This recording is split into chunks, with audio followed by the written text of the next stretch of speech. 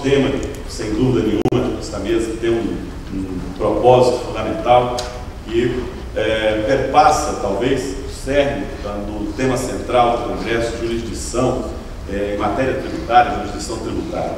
Eu quero ser muito objetivo, antecipar-lhes que o meu propósito aqui, mais do que repetir conceitos já postos, seria um breve reexame de algumas situações que o nosso processo tributário vivencia nos dias atuais e verificarmos se este modelo tem alguma alternativa ou possibilidades para uma construção ou até mesmo reconstrução da sua estrutura para a decidibilidade de conflitos.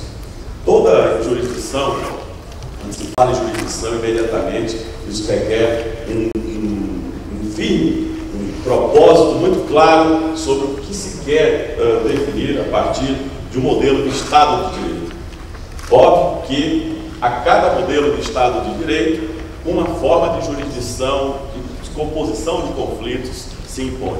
No Estado Democrático de Direito, a composição de conflitos, ela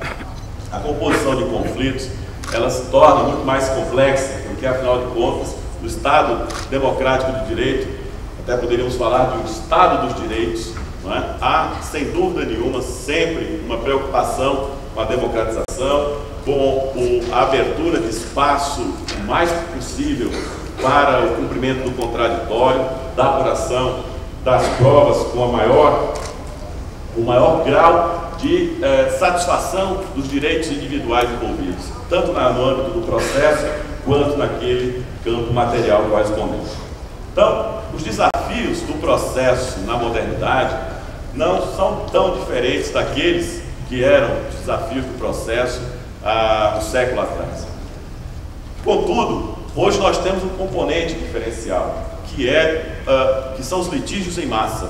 Litígios, muitas vezes, sobre uma mesma matéria, que interessam a outros tantos processos e que, obviamente, abarrotam os tribunais. E essa solução dos litígios em massa traz um grande desafio para a jurisdição enquanto parcela da estrutura de Estado, mas também como satisfação da justiça, das expectativas de justiça que a sociedade tem.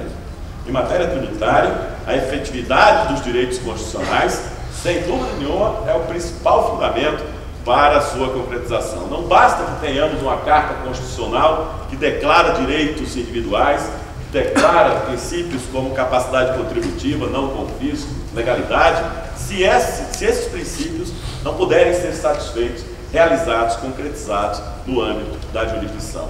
Por isso, quando nós falamos em segurança jurídica, e a professora Isabel Dersi tem um papel fundamental nessa questão, obviamente, falamos de segurança jurídica hoje, não mais como uma segurança jurídica formal, de mera forma, de mera estrutura, mas a segurança jurídica material, aquela que corresponde à concretização também dos princípios jurídicos, de como a jurisdição não pode ela mesma ser um instrumento inibidor ou interferente nessas relações pragmáticas na construção do Estado constitucional democrático de direito. Por isso, a efetividade de princípios não se realiza apenas no âmbito material, concreto, mas também no processo. Quer dizer, o processo é também um momento de realização e concretização. Não apenas quero insistir nisso, quanto à decidibilidade de conflitos, onde o princípio seja alegado, mas que ele, por si só, não seja uma forma de corromper esses princípios. A exemplo, o princípio da isonomia. O princípio da isonomia em matéria tributária é uma coisa, mas que os processos sirvam como instrumentos para a quebra da isonomia entre particulares, com tratamentos diferentes, e creio que em grande parte o professor Sacha levantou isso na nossa posição, é, sem dúvida nenhuma, uma clara demonstração que o princípio da irretroatividade, professora, também uma modificação de jurisprudência já assentada e essas sucessivas mutações jurisprudenciais ao longo do tempo não sirvam para corromper aquele princípio que é o da irretroatividade das leis tributárias e muitas vezes não está sendo discutido no processo em termos materiais, mas o processo serve como instrumento de corrupção sistêmica da aplicação e realização desse princípio fundamental. Então, diversos princípios fundamentais muitas vezes são prejudicados na construção do modelo de decidibilidade. É indiscutível que este sistema de processos que nós temos hoje no Brasil merece uma urgente modificação. Fala-se muito em reforma tributária. Qual reforma tributária? Aquela do IVA, construir um IVA, uma unificação de todos os tributos indiretos, ou da modificação do imposto sobre a renda, ou de alterações sistêmicas sobre as contribuições. Eu diria aos senhores que essa nem é a reforma tão urgente que nós necessitamos, mas é a reforma estrutural da administração tributária, da forma como se administra a relação fisco-contribuinte no Brasil e, mais do que tudo, como se administra a relação de conflitividade. O Brasil hoje é um estado de insegurança permanente, é um estado de exceção permanente. Um estado de exceção permanente porque a normalidade, naquela definição de Carl Schmitt, muito bem lembrada por Gilberto Bercovitch, a ideia de normalidade, ela é alterada constantemente. A todo instante nós observamos que essa normalidade ela é cindida num processo único, e aí coloca-se um órgão quase com função de soberano, o Supremo Tribunal Federal. Soberano é aquele que decide sobre o estado de anormalidade, diz Carl Schmitt. Pois bem, então o Supremo Tribunal Federal assume a condição de órgão soberano que a todo instante está tentando recompor esse estado de anormalidade no sistema. Nós não precisamos de um sistema com esse grau de conflitividade. 38% dos processos em curso na Justiça Federal são de natureza tributária.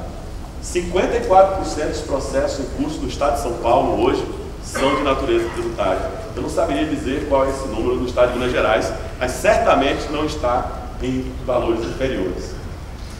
E o passivo tributário dos estados, municípios, União, vai à casa das centenas de bilhões, a casa no âmbito federal, chega a superar R$1 trilhão. Esse modelo de conflitividade não nos interessa. Por um levantamento, eu diria até superficial, feito pelo IPEA, sobre as execuções fiscais, percebeu-se que nas execuções fiscais são gastas 2.800 horas para notificar, em média, para notificar um contribuinte devedor pela execução fiscal.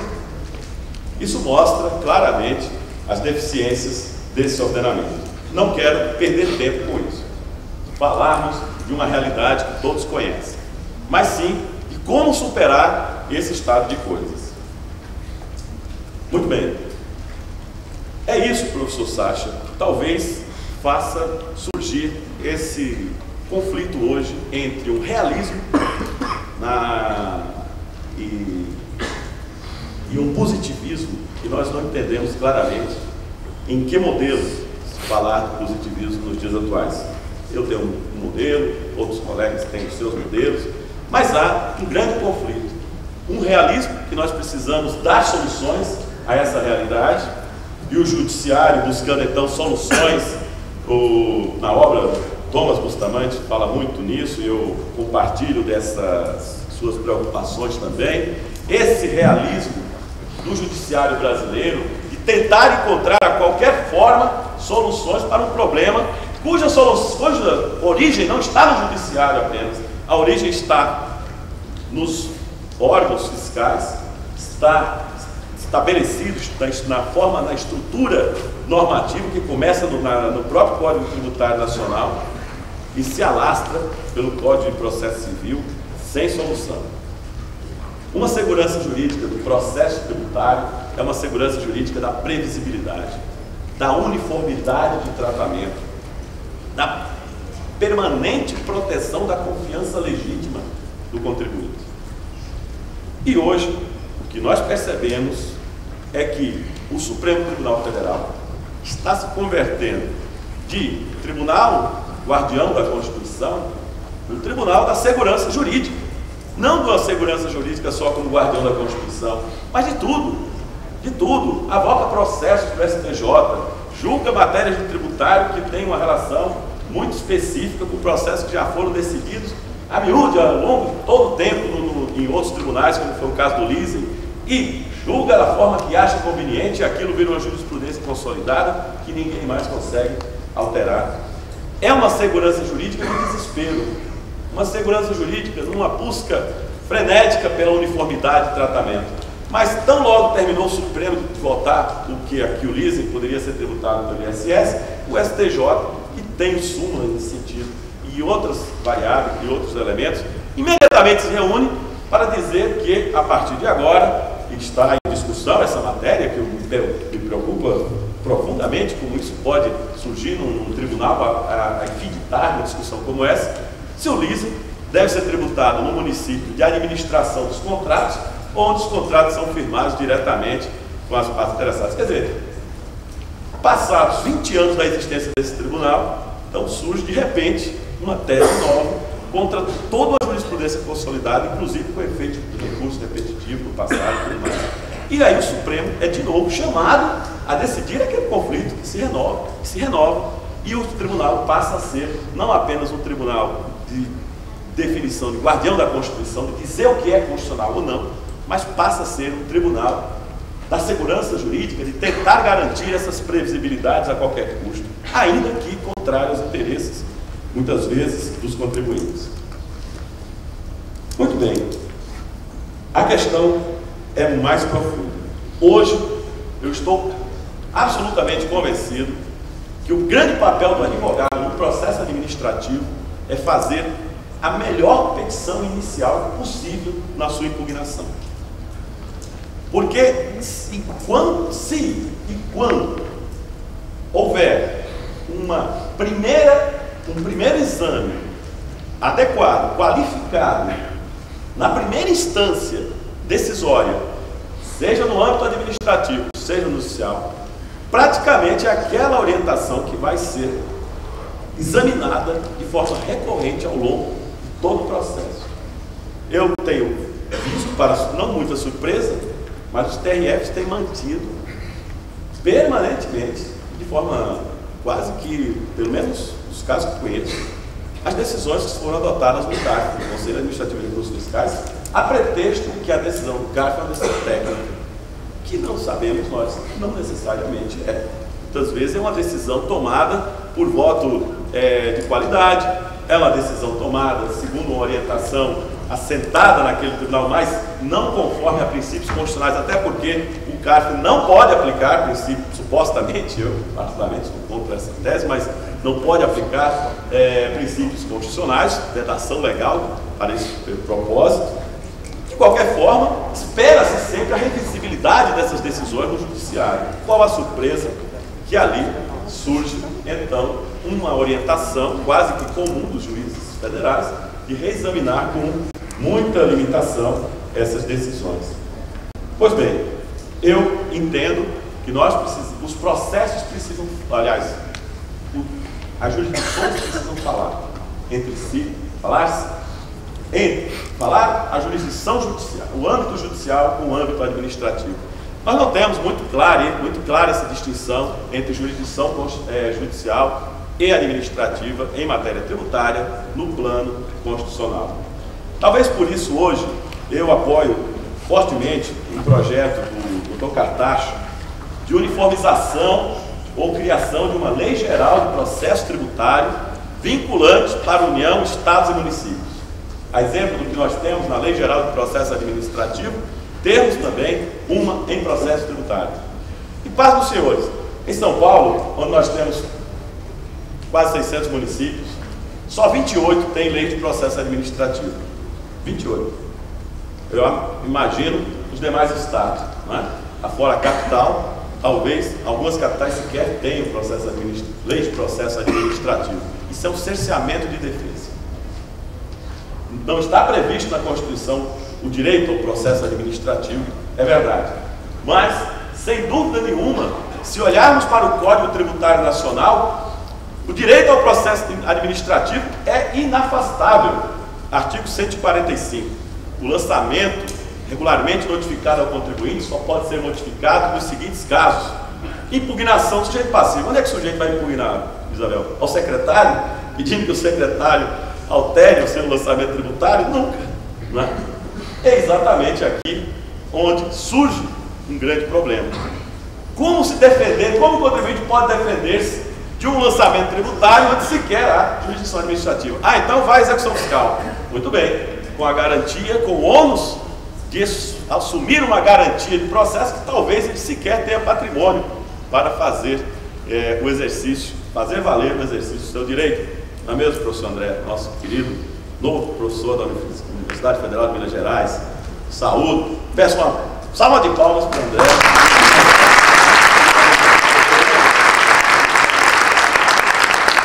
Nós precisamos de um processo administrativo, porque o artigo 145 diz que é direito do contribuinte ter acesso à impugnação.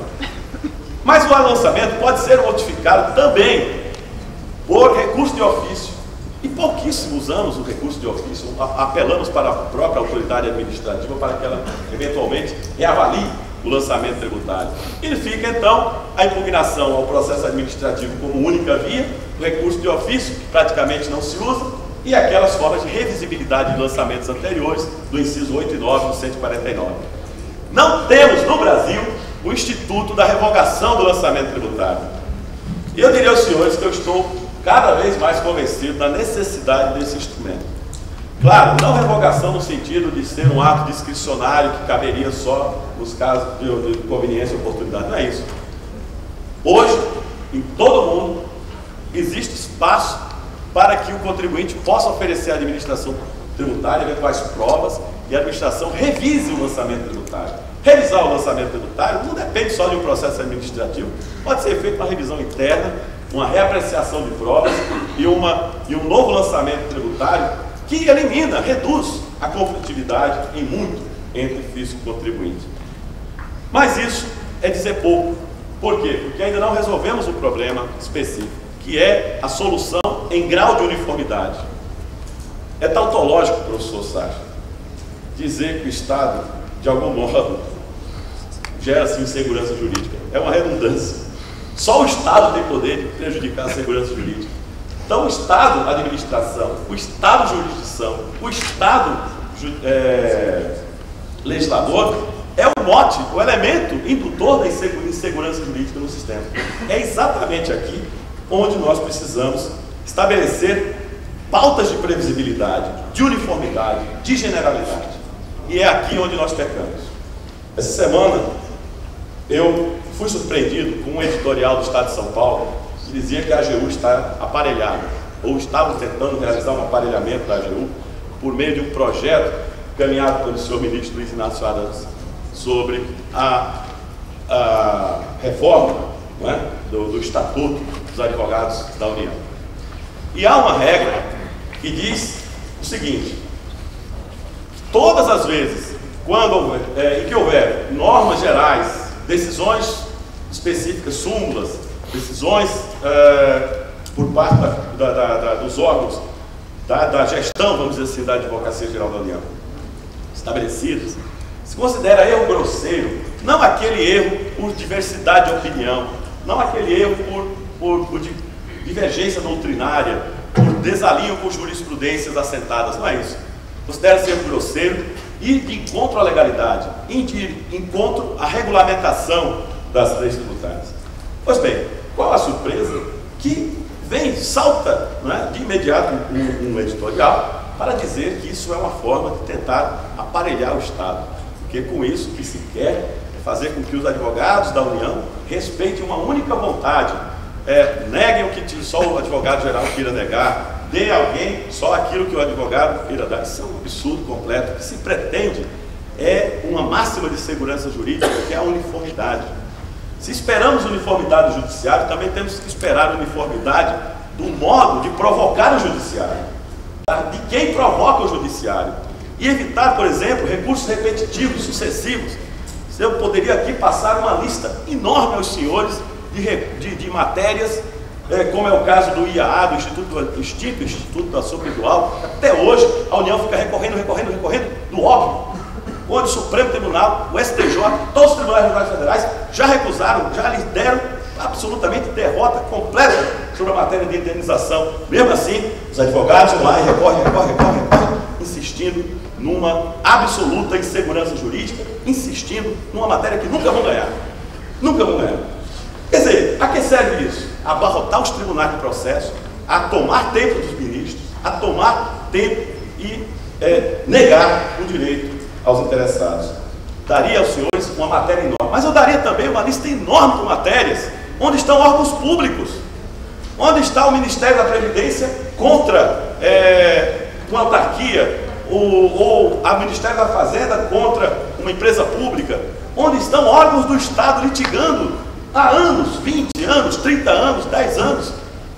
Tenho aqui essa lista, aliás, um estudo belíssimo feito por Arnaldo Godoy, onde se demonstra o quê? Que o litígio não é só entre advocacia pública e contribuinte, não. É entre órgãos do Estado, eles próprios litigando entre si.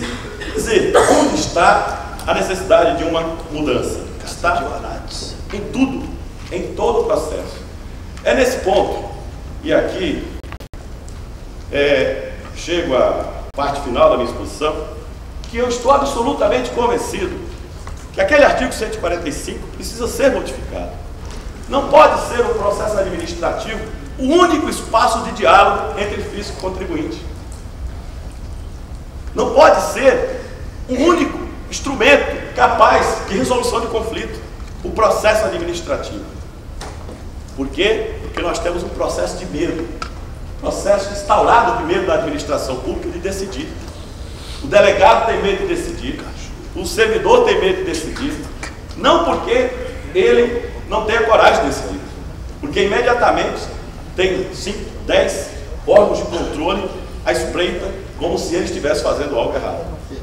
Na verdade, nós temos que acabar com essa cultura, dar competência e força à autoridade, para que ele possa decidir conflitos, impedir a formação sucessiva, progressiva, crescente de conflitos na autoridade. Temos que reconhecer a força da boa-fé, não é, professor Paulo? Um trabalho belíssimo que li recentemente, Vossa Excelência, onde nós temos temos sim condições de poder assimilar e aceitar por parte do contribuinte uma participação. E como? Pode chamar como for, conciliação, transação, arbitragem, não importa. Meios alternativos de controvérsia são meios onde o Estado e contribuinte podem perfeitamente compor conflitos, independentemente das fases de processo administrativo judicial. Há inúmeros municípios que já criaram suas leis locais de soluções de controvérsias, com transações, com normas gerais, que têm ido muito bem. Estados que já o fizeram e que têm ido muito bem. Porém, muitas vezes, essas transações tributárias, o professor Onofre aqui tem uma obra importantíssima sobre isso, essas transações tributárias são objeto de uma certa desconfiança sobre aquela presunção de que o agente público ali envolvido pode ser um agente público interessado também na solução. E eu, particularmente, acho que isso nos impõe a uma mudança absolutamente uma mudança de atitude. A indisponibilidade do tributo não pode ser uma barreira para a solução das necessidades públicas. Me contava aqui o professor Onofre, num recente concurso que participava da banca examinadora, que aqui houve uma transação tributária onde havia a Petrobras fazendo uma espécie de doação de uma rixa para um asfaltamento, né? E o Estado aceitou essa condição como, enfim, uma solução do litígio que havia entre ambos. Pois bem, o Tribunal de Contas até hoje litiga contra ambos por causa disso. Porque não poderia ser pago em espécie, tinha que ser pago em dinheiro. Para quê? Para comprar piche, fazer a estrada da mesma forma. Quer dizer, isso é uma demonstração clara de uma falta de vontade política de realização de interesses que são de todos nós. Eu entendo que o compromisso com o Estado é de todo o corpo jurídico, é dos advogados, é dos professores, é dos estudantes de direito. O compromisso com a cidadania, o compromisso com o Estado democrático de direito, que tem que ser exercido diuturnamente por todos nós, cobrando dos poderes públicos atitudes numa solução não apenas de injustiça individual, processo a processo, mas numa solução global de litígios, que nós tenhamos a sensação de segurança, de que, identificando um contribuinte como um direito não reconhecido, com uma situação jurídica claramente prejudicada, tenhamos a certeza de levar isso ao tribunal administrativo e obtermos uma solução. Mas que também, vendo uma situação de evidente equívoco, de evidente cabimento de uma solução rápida, ágil, tenhamos esse espaço de solução. E esse espaço de solução é aquele que me parece o mais adequado como transação tributária como outra. Eu tenho em alguns casos aqui, por exemplo, outras soluções onde o órgão público só ganha. Vamos imaginar um processo que o sujeito está em último grau de jurisdição. Tem em seu favor um direito de 4 bilhões de reais. 4 bilhões de reais. Não tem mais para onde recorrer. Nada. Todos os recursos foram atendidos. Chega o contribuinte e diz, olha, eu aceito uma conciliação judicial. 50% da dívida. Quem ganha com isso? A sociedade. Que ao invés de pagar 4, paga 2 bilhões. Ele resolve o litígio onde passaria mais 4, 5 anos para receber um precatório. Não, o senhor não pode fazer transação, não. Isso não. O que é isso? O senhor vai se beneficiar e os outros não? É um individualismo? Quem disse? Há um ganho, sim. Há um ganho real para a sociedade. Há um ganho de todos nós, com 2 bilhões de reais que serão utilizados agora em outros recursos, numa dívida que certamente terá que ser paga. Pelo menos não há precatórios vencidos no caso da União. Há nos estados, mas na União não há. Então vejam, essa defesa pelas leis de transação é uma defesa pela garantia não só da agilidade de soluções de controvérsias, e mais, aqui no caso uma conciliação intermediada por juiz, pelo Estado juiz, por um ministro de Estado. Uma garantia de agilidade no cumprimento das decisões e na execução de um direito tributário melhor, mais ágil, mais prático, pelo princípio da praticidade que nossa querida professora Isabel tanto nos anima a estudar e a aplicar. Obrigado a todos.